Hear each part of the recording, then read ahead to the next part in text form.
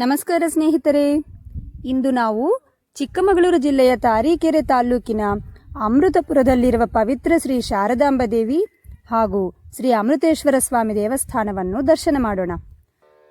ಹೊಯ್ಸಳರ ಕಾಲದಲ್ಲಿ ಕ್ರಿಸ್ತಶಕ 1196ರಲ್ಲಿ ನಿರ್ಮಾಣಗೊಂಡ ಈ ದೇವಸ್ಥಾನವು ಅದ್ಭುತ ಶಿಲ್ಪಕಲೆ ಮತ್ತು ವಾಸ್ತುಶಿಲ್ಪಕ್ಕೆ ಪ್ರಸಿದ್ಧವಾಗಿದೆ.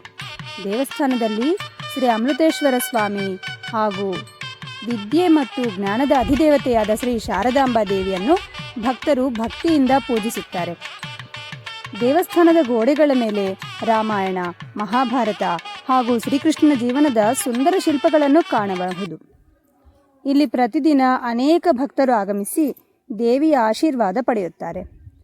ಶಾಂತಮಯ ವಾತಾವರಣ, ಐತಿಹಾಸಿಕ ಮಹತ್ವ ಮತ್ತು ದೈವಿಕ ಅನುಭವವನ್ನು ನೀಡುವ ಅಮೃತಪುರದ ಶ್ರೀ ಶಾರದಾಂಬಾ ದೇವಿ ದೇವಸ್ಥಾನವು ಕರ್ನಾಟಕದ ಪ್ರಮುಖ ಪುಣ್ಯಕ್ಷೇತ್ರಗಳಲ್ಲಿ ಒಂದಾಗಿದೆ.